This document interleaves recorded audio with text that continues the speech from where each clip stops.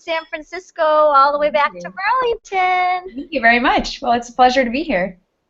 It is great to have you here. And some of the kids and most of the kids in the room all know about your second design company, but any information that you have to share with them about your fabulous experience, I, of course, brag about you all the time, and I'm wearing your... Very nice, thank you.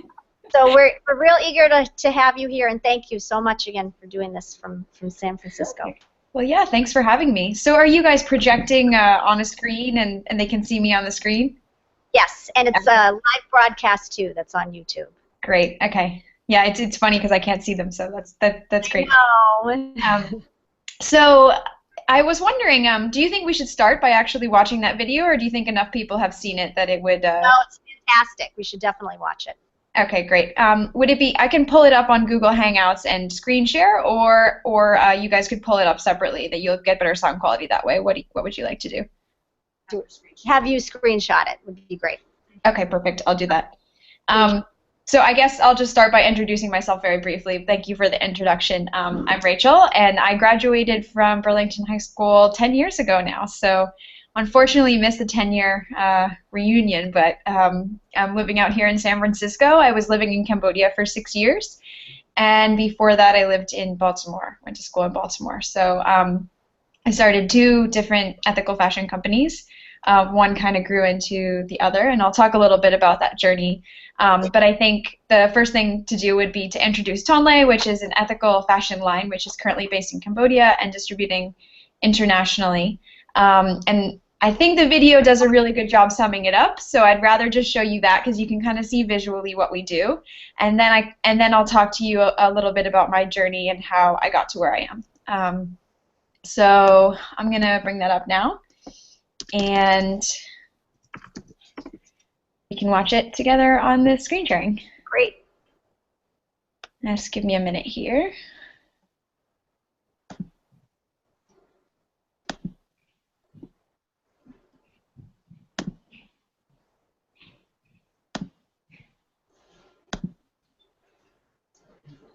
All right, so can you see my screen now? Yes. Okay, perfect. So this is our Kickstarter page. Imagine a factory. It's just machinery, so no harm done, right? Yarn goes in one end, a t-shirt comes out the other. But of course this is far from reality.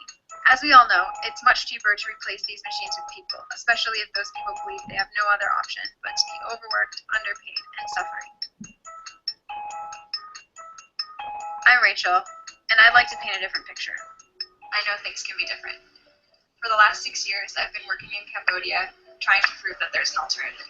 And I know it's possible, especially if you immerse yourself in the communities that are doing all the work and collaborate with them. At our fashion brand Tonle, all staff earn salaries and benefits well above the local minimum standard. Extensive training is provided, and entry-level makers can move up to more managerial roles. Instead of assembly lines, our workshops are set up with team structures, where each member can work on different steps of the production. But we're not just creating jobs. Many of our staff view their workplace as a sanctuary, and their team as their second family. Garment factories waste a lot of fabric. Minor imperfections, excess stock, and offcuts are all tossed out in the name of efficiency. Every year, 100 million pounds of textiles worldwide are dumped, burned, or buried.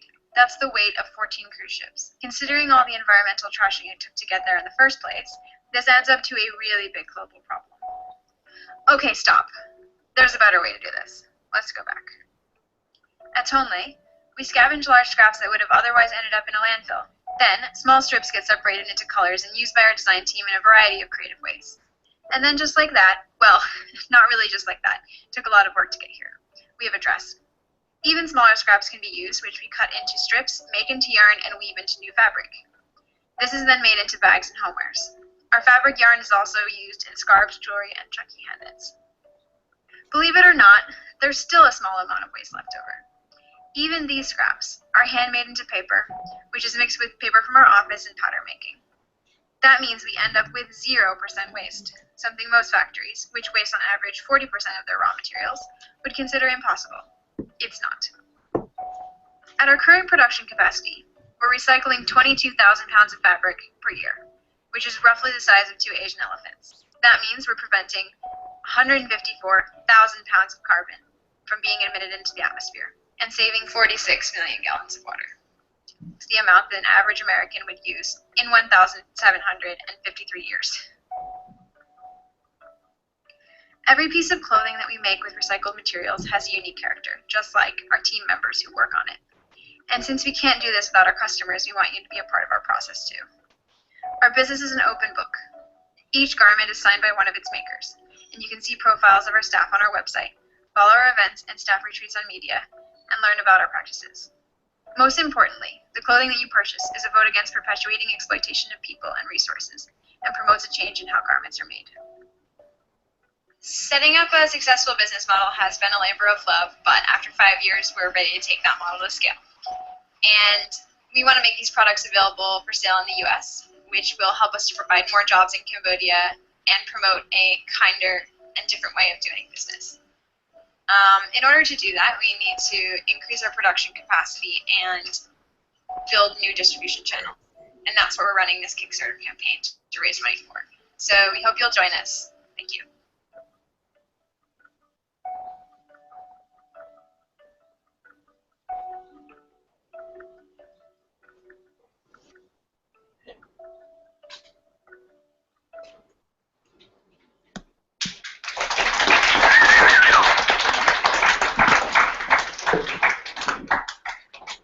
Okay, so there you can see a little bit about what we do and gives you a pretty good idea of the process of making our products. So I'm just going to take you through a little slideshow as well of some of the things on our website. Can you still see the pictures here I'm showing you?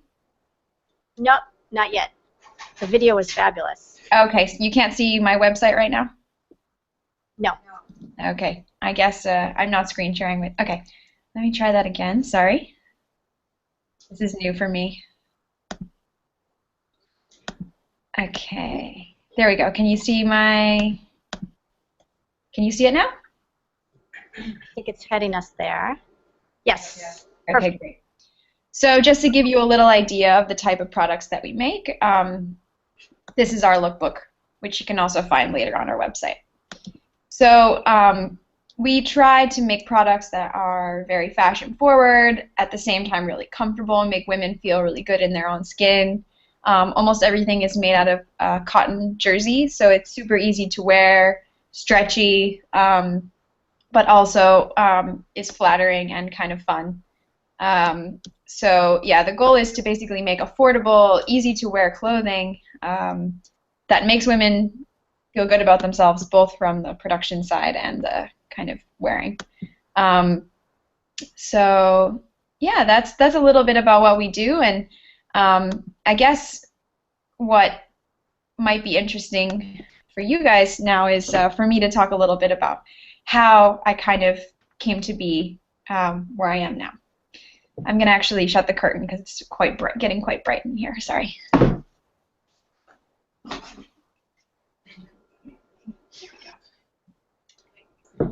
Okay, that's better. So I went to Burlington High School and graduated in 2004. And as Ms. Chang probably told you, I took a lot of art classes while I was in high school. I was always interested in art from a young age. And I had mixed interest in mainly in painting, a bit of sculpture, and textiles.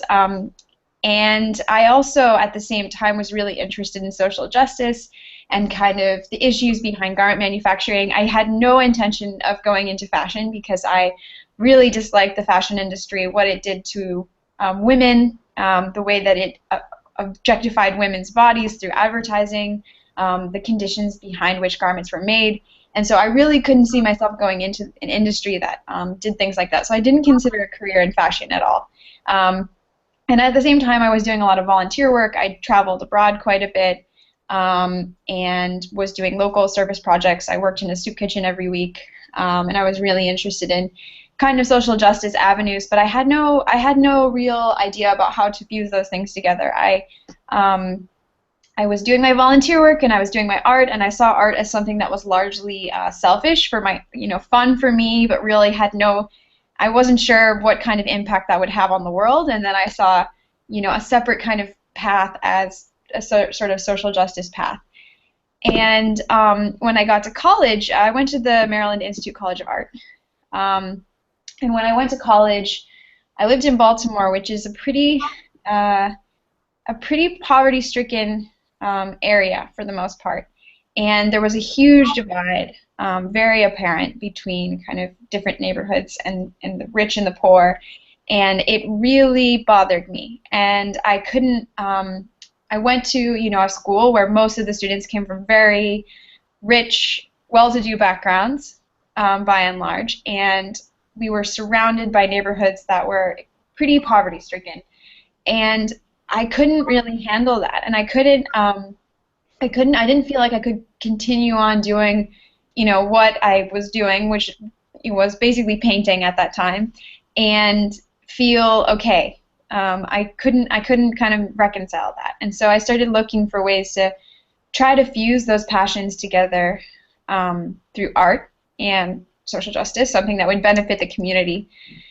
And I started taking classes in the art education department, and also they have a program called the Community Arts Partnership, which was really interesting.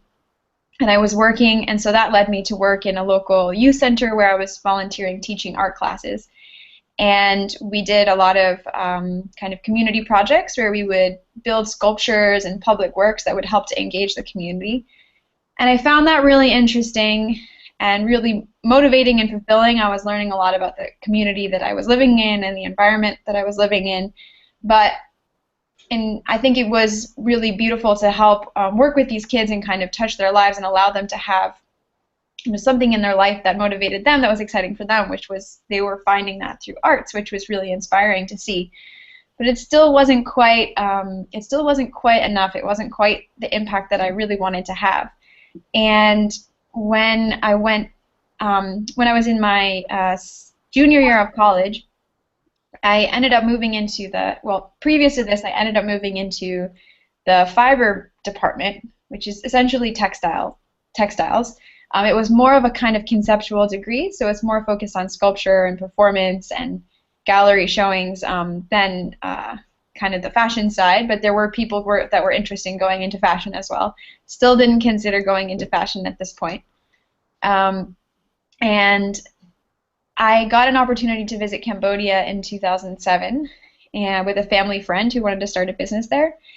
And while I was in Cambodia, I learned about all these different fair trade groups. And fair trade is a way of basically producing products, both food and garments, in an ethical way. It's a kind of a set of standards that allows you to try to produce things better by treating people equally, paying fair wages, giving good benefits, all these things that you would basically expect in the U.S. but are not expected in a lot of other countries. And so I saw a lot of these groups that were trying to make a difference through making these beautiful handicraft products. And it inspired me to kind of see that there was another alternative to the traditional fashion model, which was pretty much exploitation of people and the environment. And so I decided to apply for a grant to go back to Cambodia after I graduated college. That was a Fulbright grant, which is a really excellent program that you should consider if you want to travel. It's basically you get a year-long scholarship to go and do a research project of your choice, a self-driven research project. So I was lucky enough to receive that grant to be able to be fully funded to stay in Cambodia for a year and research fair trade and traditional textiles. So while I was doing that research, I got to work with about 50 different craft organizations and kind of learned about their processes, both from the creative and artistic side and also from the kind of business side, to learn like a little bit about how they ran their businesses and what was working and what wasn't working. And one of the things that kept coming up again and again is there were two consistent reasons why these businesses were not working and were not growing. And they were interrelated reasons. The first reason was that most of them were operating as charities. So they got donations in order to survive. And they were selling a product, but their product usually wasn't very marketable. So the second reason that these businesses weren't working is because their products weren't marketable, because they didn't have really the right design skills and they didn't have the marketing skills. But because they were funded by aid money, they didn't need to make a marketable product. They didn't have that push that a business would normally have to actually be successful. They could keep kind of making enough money to get by without improving, essentially. But this really prevented them from growing, from scaling, and having an even bigger impact, and making any kind of dent in the larger fashion industry that was, such a big problem. So in Cambodia, there are 500,000 people employed in garment manufacturing, and most of them are making well below a living wage, working 12 to 15 hours a day, 6 to 7 days a week, and commuting 2 or 3 hours to work in the back of huge trucks, sleeping 5 hours a night, standing on their feet all day, not getting proper nutrition. And the conditions are pretty terrible. And I think that these small kind of craft organizations were doing some good for a small group of people, but because they weren't making a marketable product, they really didn't have the ability to actually compete with that sort of larger fashion industry. Right now, what we call ethical fashion, which includes kind of eco-fashion and socially responsible fashion, accounts for less than 1% of the total fashion industry. And so you may see a lot of it coming out in the news and whatnot right now, but it's still so small compared to the fashion giants of H&M, Zara, Mango, even Walmart, and even things that you don't consider like uniforms and towels and all of these kind of non-branded garments that make up a lot of the garment industry. So I wanted to I saw finally this opportunity where I could kind of combine my passion for art and design with something that really could make a difference. And that's what led me to start my first business, which was called Kyokuche. And Kyokuche, I started it out with really little, little money and little experience, and I had no idea what I was going into. I opened up a store with the help of family and friends, and just started making products with the women that I was working with and selling them. And we learned really by trial and error, like what's working and what's not. We observed customers, we talked to them, we did surveys, we kind of watched what they were trying on, what was interesting to them, and then I learned a lot about kind of clothing design and also business through that experience. And I tried to surround myself with good mentors, learn about kind of the aspects of business, hiring the right people, and it was quite an up and down journey, a big learning process, a huge kind of learning curve. But I think that art and entrepreneurship are really kind of similar in a lot of ways, as much as you wouldn't think they would be. I think art and business are essentially the same pathway of thinking. They're both about creating new business solutions, or they're both about finding new solutions to old problems. And artists and entrepreneurs, like I said, they think very similarly. And so it was kind of a natural progression for me to go from being an artist into being an entrepreneur. And I don't see so much.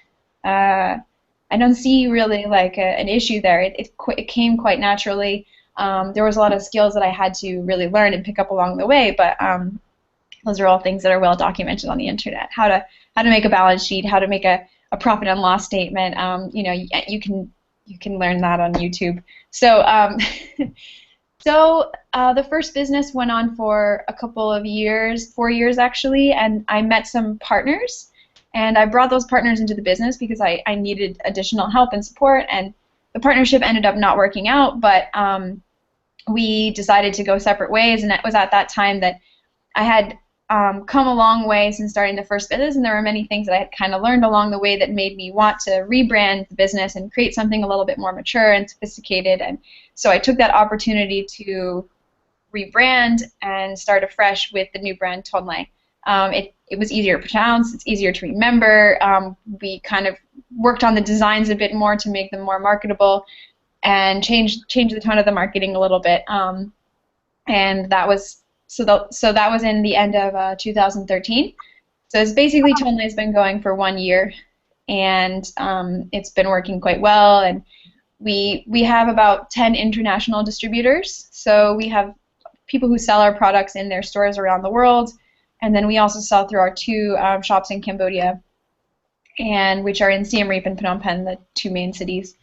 And then I've recently relocated to San Francisco to kind of start doing more marketing and sales in the U.S. And I plan to go back to Cambodia probably 2 or 3 times a year to work on new collections, do photo shoots, and all that. But yeah, basically working on kind of setting up U.S. offices to try to increase the kind of sales here.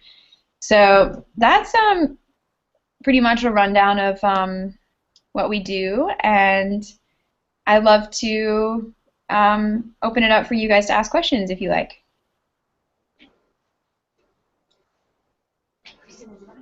Thank you, Rachel. I'm going to turn it so you can see that there's a big, big class of kids here. Oh, yeah, that would be great. It's also snowing outside. Nice so to see all of you.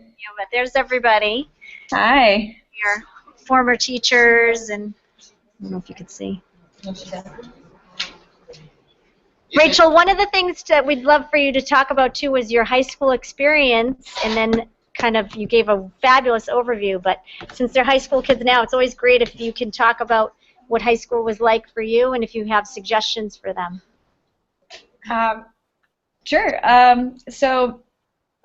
Well, when I started out high school, I loved art from a very young age, and I didn't really know, like I said, didn't know for sure what I kind of wanted to go into, but it was going to be something in the arts. And I also really liked academics, so I was taking a lot of extra science classes and stuff, just mostly because I was interested in it. But eventually the passion for art kind of won out, because I think my first year of high school, maybe the first half of the first year of high school, I didn't take any art classes, and I took an extra biology class because, yeah, it was complicated, but I wanted to get into more science classes. And after not taking any art classes for half a year, I realized very quickly, okay, this is not going to work for me. I've got to, keep going down this art track. And by the end of my senior year in high school, I was taking all art classes, pretty much. I only took 2 other academic classes, and the rest were arts. So I had an independent study. I was taking ceramics. I was taking painting and drawing, and kind of I didn't do photography, but I think Burlington High School has a really special art program, and you all are very, very lucky to be where you are. The school has incredible funding for arts, much more than most other schools in the area. And I feel very grateful for the art program at Burlington High School, because it allowed you to explore a lot of different types of art that you probably wouldn't be exposed to in a lot of other places. So being able to have a lot of those different experiences while in high school allowed me to, just explore different passions and different things that I really wouldn't have been able to in other schools. It's a fantastic program, and you guys are definitely really lucky to be where you are. And when I got to college, many of the students in my classes were from art magnet schools and private schools, which was kind of interesting because there's a little bit of a weirdness between, I don't know, strangeness between public school students and private school students. But I felt like even though these students had this supposedly, private school education, whatever, I felt like our education was comparable or even better in some cases than what some of the classmates that I was meeting had experienced. And I think it really also helped me to build my portfolio for college, and that's really useful and important as well. So I don't know if there's any specific questions about that you have, but yeah, I can say that it's a great program. I was really lucky to kind of be in that environment, I think. So.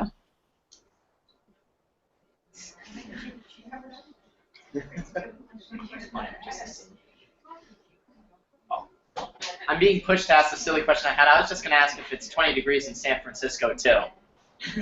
It is beautiful here. It's 60 degrees, and I'm not moving back to New England anytime soon. It's absolutely perfect weather. It's a beautiful city. You can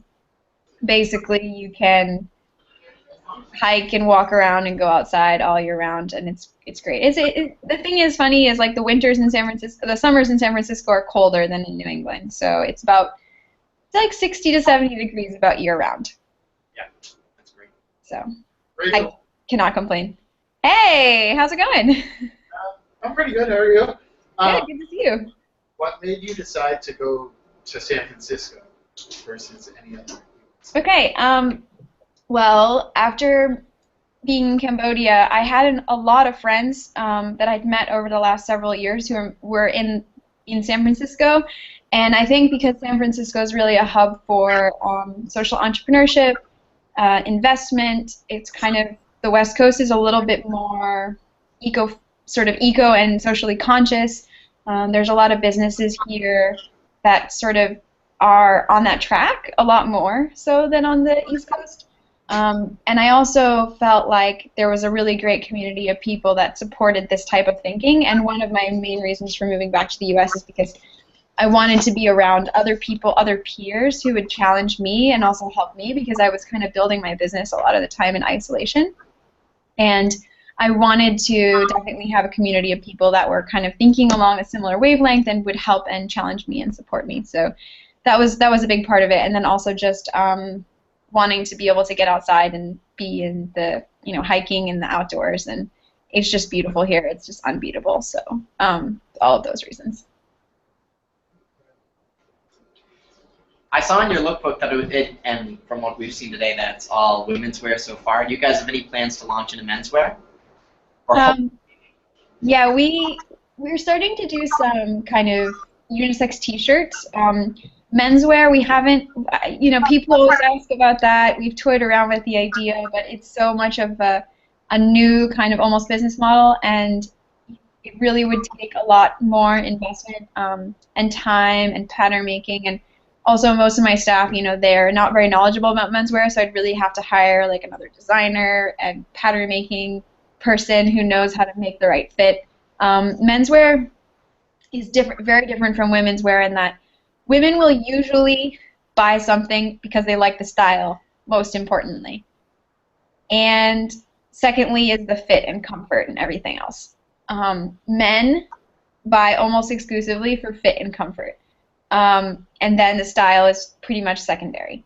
And you need to, and because there's frankly not much variety in menswear, you need to make things very, very well. It's all about the detail and getting exactly the right detail. And so because of that, you really need to have the knowledgeable people to actually make those products very well and correctly. And because we don't have the experience in menswear, it would take a lot of work to kind of get there.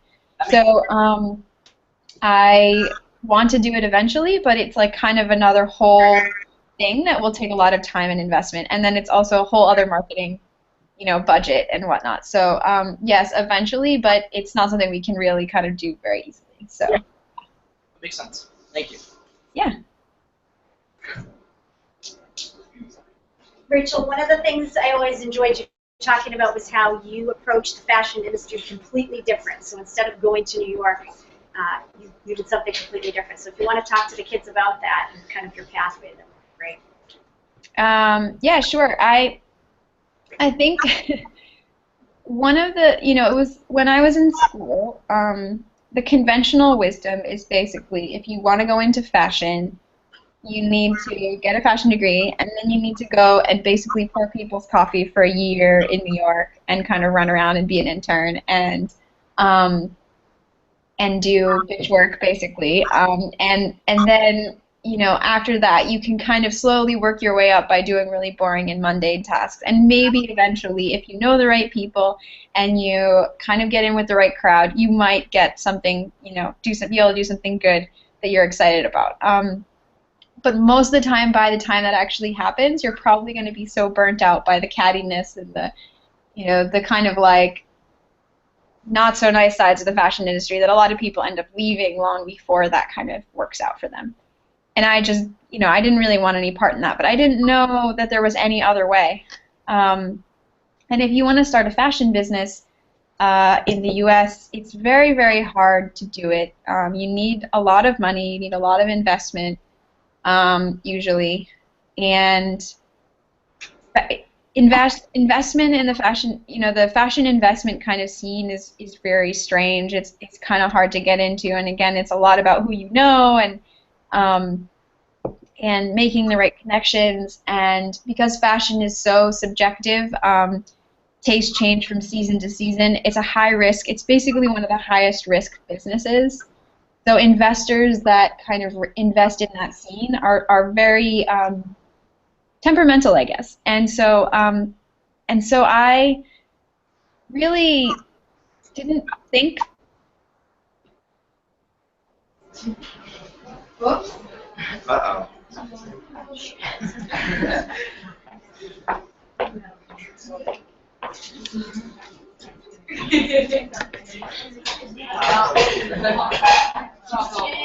Oh no.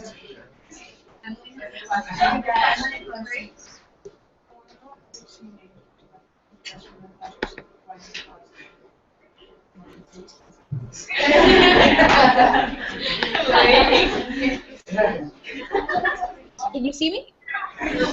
You're back. You're all set. Okay, great. So lost you there. Sorry. So I wasn't really thinking about how I was going to make it in the fashion industry. It was never really a concern for me. My business was always more about, it was my primary interest was about how can I provide more jobs in Cambodia? How can I provide alternative income for people who had no other option?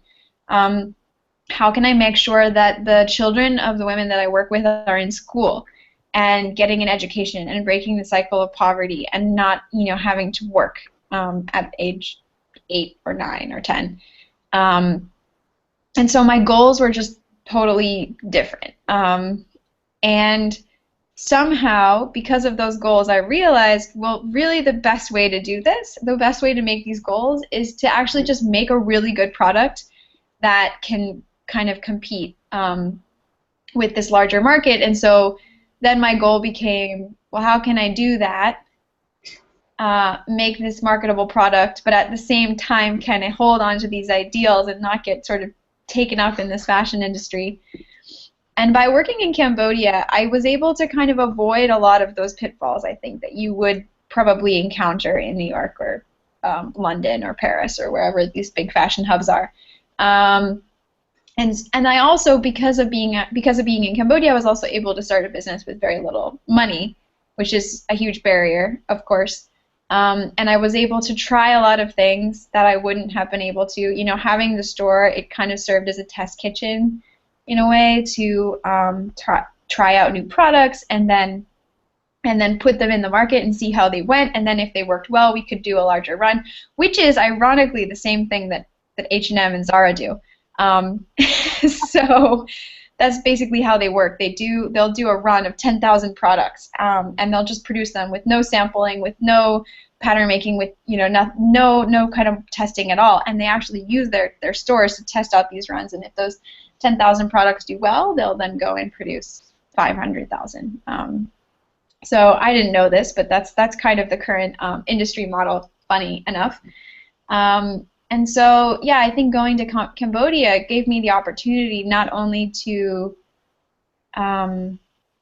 start a business and kind of an opportunity which I probably never would have had if I had stayed in the U.S., but also just do something in such a way that I was able to kind of make a bigger impact on the world and kind of do that. And so it was really a win-win situation, because I feel like, and I think the best models, they work this way, where everyone wins, everyone gets something out of it. It's not about like me helping these women in Cambodia. It's about us working together and having a mutual exchange, and everyone benefits from that, and everyone is empowered. It's not about me giving power to them. It's not about me empowering them. It's about us working together to build something. So yeah, it's a very different way of thinking than the traditional kind of industry model.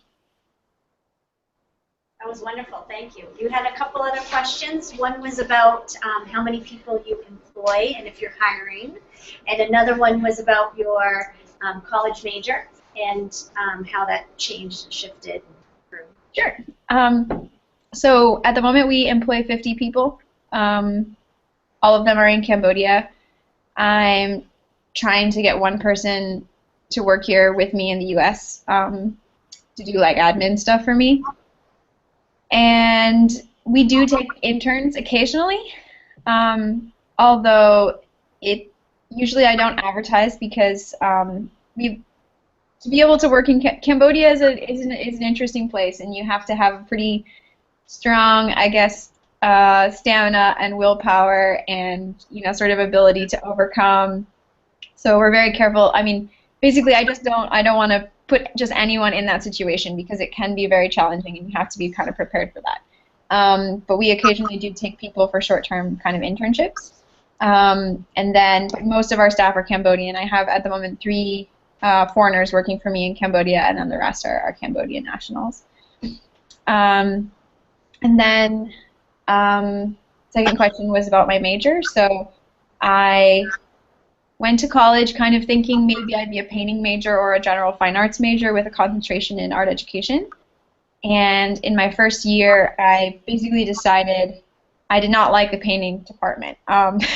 So it wasn't so much the teachers or anything that they were teaching, but it was actually most of the other painters that I couldn't, I think because of the way I was thinking, I just couldn't see eye to eye with the mentality of the lone artist in his studio, kind of the stereotype of the sort of solo artistic genius. I felt like that mentality was a bit antiquated, and I wanted to do something more collaborative, something more kind of culturally intuitive, and I didn't see space for that in the painting department. It doesn't mean it doesn't exist, but I didn't feel that in the context that I was in, and so I took a class in the fiber department, and it was actually the teachers and kind of the classmates that really made me fall in love with that department. And I think in some kind of conceptual way, fiber and painting, I saw them as being sort of completely on opposite sides of the spectrum. Painting was largely male-dominated. It was largely about the individual. It was largely about recognition, about kind of independence. And it also represented, sorry, are we running over time? No, you're getting close, but okay. Also represented kind of elitism in some ways, sort of going into a gallery and not being able to touch the work, being separated from it, making a division between those who painted and those who didn't. And I felt this like kind of really big divide between where I wanted to be, which was kind of with people and integrated with people rather than separating myself from people. And I felt that textiles actually kind of represented the ideological opposite of that. It was largely female dominated. It was largely about community. It was largely about anonymity, about things that you can use, things that you can touch, things that were in tune with in everyday life, and that textiles are the one art form that it's present in almost every single culture in the world. Textiles, music, and food are the 3 that are present in largely every culture. And so no matter who you are, no matter where you are in the world, you have some knowledge of textiles no matter what. You're going to have some knowledge of it just from your everyday use. And so that interested me as a concept, the idea that you could bring this art form that like anyone could really relate to on some level. And so from a kind of ideological and conceptual standpoint, that was what interested me in the textile department. And then I also really loved the teachers and loved the classmates, and felt like, and I think a big part of art school is that you get what you get out of it, what you want to get out of it, and you get out of it what you put into it. And for me, like the biggest things I learned from art school were usually not in classroom. They were usually from the mentors and the teachers that I was surrounded by. So I had to figure out, like, how can I get what I want to get out of this? And I think a lot of that was just surrounding yourself with the right people and kind of like making those connections. And I felt a lot of really good connections in that textile department. So, yeah. Thank you, Rachel. That was so eloquently put. You probably heard the bell ring, so the kids are on the move. All right. Wonderful and so fabulous. Thank you so much. Great to meet you all. Thank you. Thank you so much.